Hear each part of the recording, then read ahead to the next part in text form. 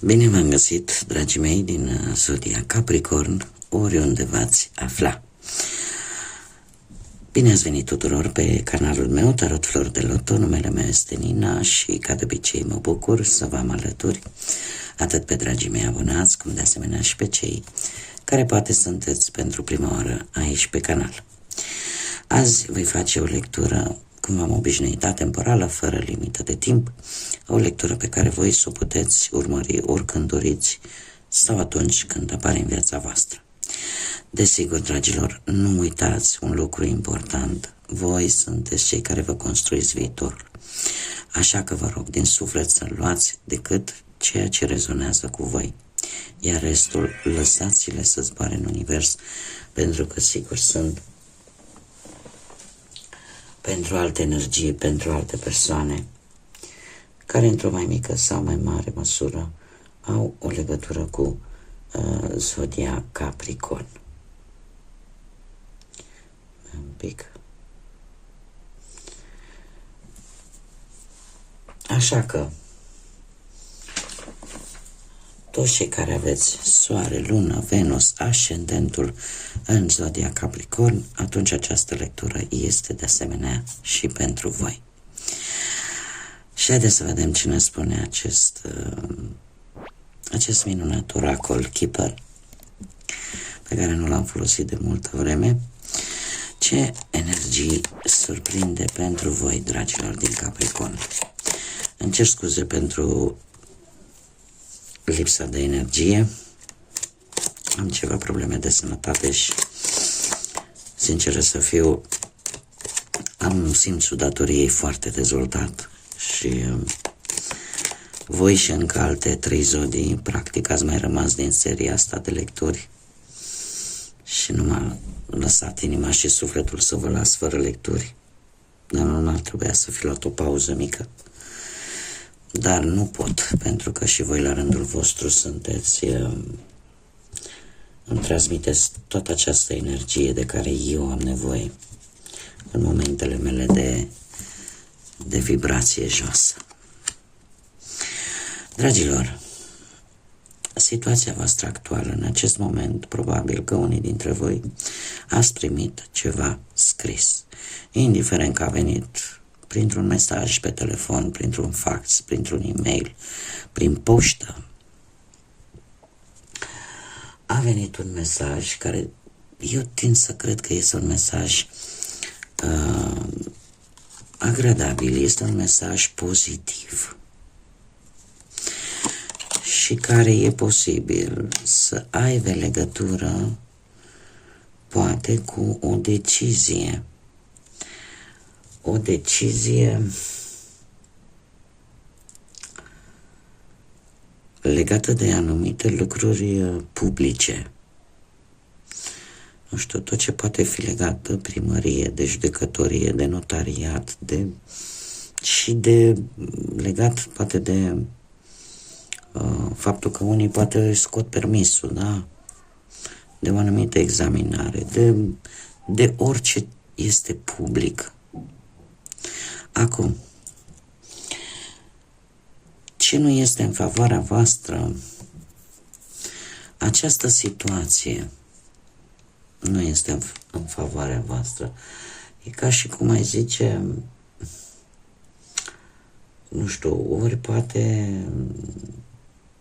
să fie și cineva politic care să nu fie în favoarea voastră, da? Poate reprezenta foarte bine și acest aspect. Dar putem vorbi, nu știu, de un agent de asigurare, de cumva un conflict care are nevoie de o soluție. Și asta se pare că în acest moment pentru voi văd cam defavorizează, cel puțin în acest moment. Unii aveți nevoie chiar de un sfat vis-a-vis, poate, nu știu, de o situație sentimentală, aveți nevoie de un sfat. Și lucrul ăsta poate că nu vă place așa în mod deosebit. Sau vi se pare că nu este tocmai în favoarea voastră.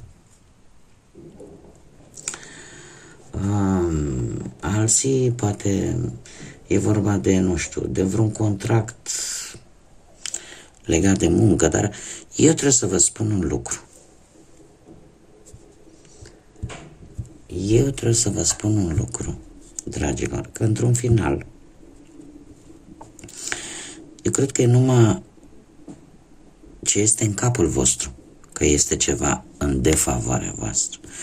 Pentru că, de fapt, ce este în favoarea voastră are legătură cu ceva la fel de public.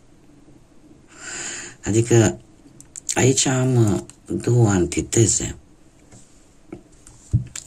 La un capăt care ni se spune, da, e vorba de ceva oficial, care, aparent, voi considerați că nu e în favoarea voastră. Dar, de fapt, lucrurile se pare că nu sunt chiar așa, dragilor.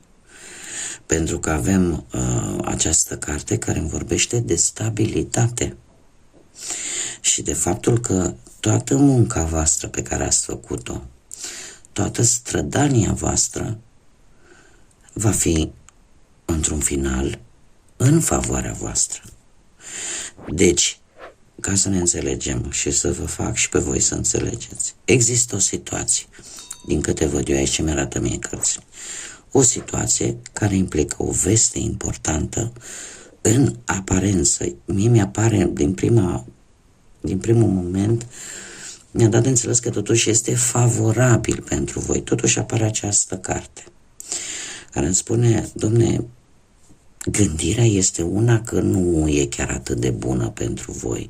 Sau ce se întâmplă în acest moment nu e chiar atât de pozitiv pentru voi, dar tind să cred că este de fapt decât gândul vostru. Lucrurile nu vor sta așa.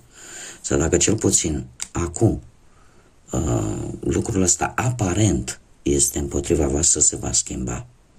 Dar cum se va schimba? Prin faptul că voi nu vă veți lăsa. Voi nu vă veți lăsa și veți munci în continuare, vă veți strădui să cuceriți acea redută, să rezolvați acea problemă. Voi oricum sunteți renumiți pentru răbdarea pe care o aveți și istețimea de care dați dovadă atunci când vreți să obțineți ceva important. Sunteți dispuși să așteptați cât este necesar pentru ca respectivul lucru să vă iasă. Da, nu e ceva clar legat de justiție și de instituții, din câte văd eu aici. Ce puteți voi controla? Foarte interesant. Voi puteți controla o anumită sumă de bani. Voi aveți puterea materială. Voi știți cum sunteți, unii dintre voi, e ca și cum ai zice, băi, fac din ceva maro bici și pocnește. Iar asta e un lucru pe care voi îl puteți controla. Unii dintre voi aveți puterea banului. E ceva ce stă în puterea voastră. În schimb, ce nu puteți controla,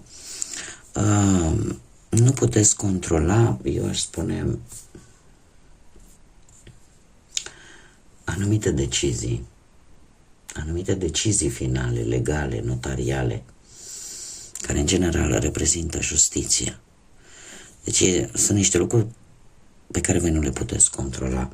Acum, dacă vorbim de dragoste, e posibil să nu puteți controla anumite lucruri importante, anumite decizii care pot fi atât rele cât și bune. Nu puteți controla o separare, dacă vorbim de sentimente. Nu puteți controla, dacă vorbim de muncă. Unii dintre voi e posibil, mai ales dacă lucrați cu autoritățile sau aveți ceva de rezolvat cu autoritățile, decizia. O decizie voi nu o puteți controla, din păcate. Și ce nu mai puteți controla?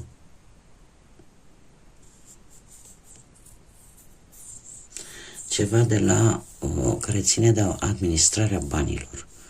de o instituție care administrează banii, care poate să fie, nu știu, Ministerul de Finanțe, vreo bancă, da? General o instituție care se ocupă cu partea asta financiară. Haideți să dezvoltăm și să vedem ce ne spune și tarotul. Pentru dragii mei din Capricorn.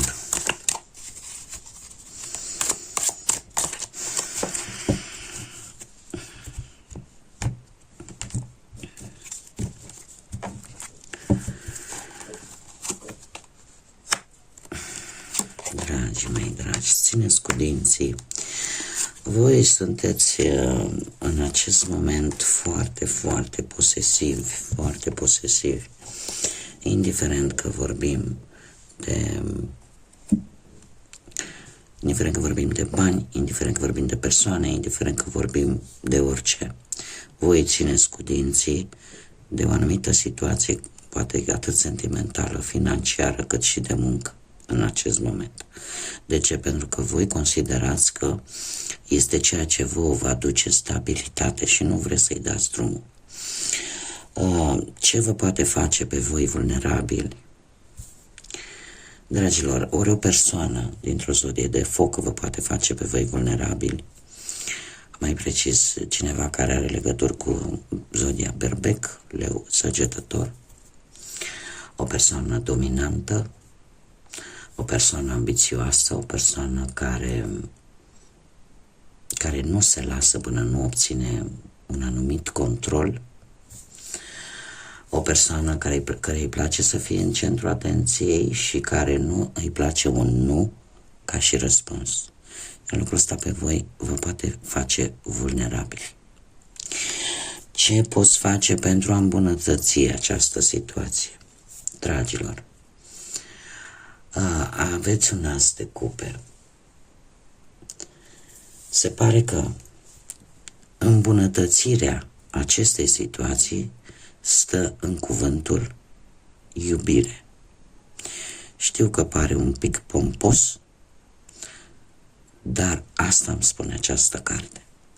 Acest as de cupe îmi vorbește despre dragoste, despre reînnoire pentru unii dintre voi, despre reconciliere pentru alții.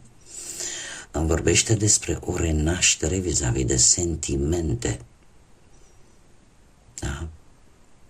Îmi vorbește de acea conexiune profundă. Deci cum poți îmbunătăți această, folosindu-te de iubire?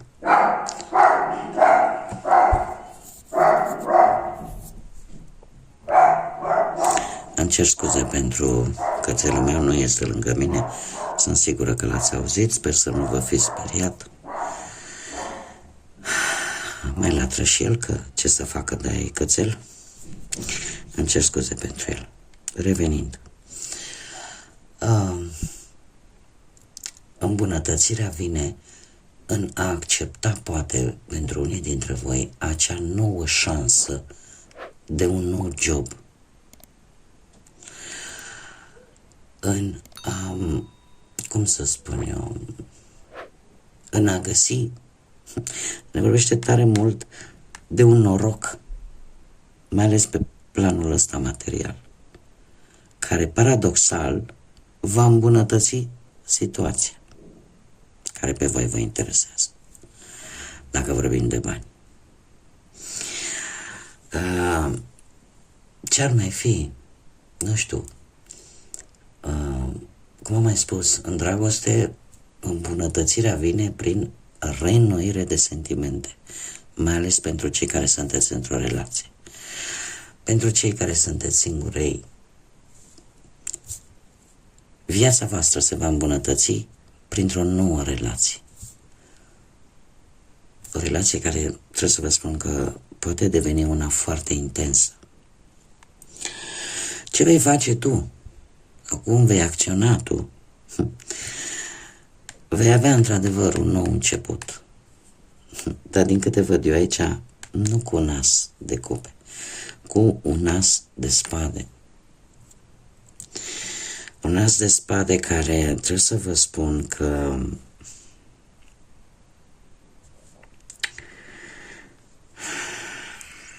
vine cu două tăișuri. De ce?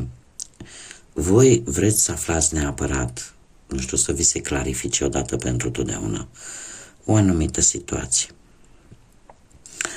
Și aici putem vorbi chiar de aflarea unui adevăr.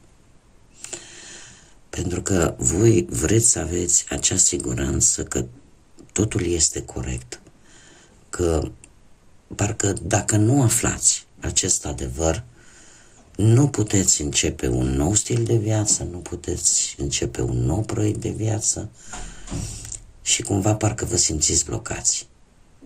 Trebuie să vă spun că indiferent cum veți acționa, că veți acționa în maniera asta un pic mai dură, ca să zic așa, cert este că la final voi veți fi pregătiți pentru ce va urma, pentru că veți avea toate informațiile pe masă. Dar în mod curios, vreți cu tot din adinsul, nu vă e teamă de consecințe, vreți să aflați un adevăr. Haideți să vedem ce mesaj am îngerii pentru voi, dragii mei. Da, iubirea, tocmai ce v-am spus, îl avem pe Cupidon, care ne spune așa: primește o ploaie de dragoste, de iubire direct din inimă și din minte pentru a trezi iubirea în viața ta, iubirea pentru viața însăși. Responsabilitatea de a te trezi a fost o decizie foarte hotărâtă, în primul și în primul rând, de a accepta și a te bucura de o relație sentimentală. Permiteți ție însuți, să te bucuri de iubire, de acea formă spontană în toată splendoarea ei. Este un îndemn, dragilor, de a vă lăsa purtați de val, ca să zic așa, mai ales în ceea ce privește dragostea. Este acea frază celebră care spune: trăiește clipa, acum și aici. Și mai ales când e vorba de viața sentimentală. Bun, haideți să vedem ce ne spune și grădina magică pentru voi, dragii mei, din Capricorn. Un mesaj, te rog, pentru dragii mei. Sunt foarte multe. Un mesaj, te rog.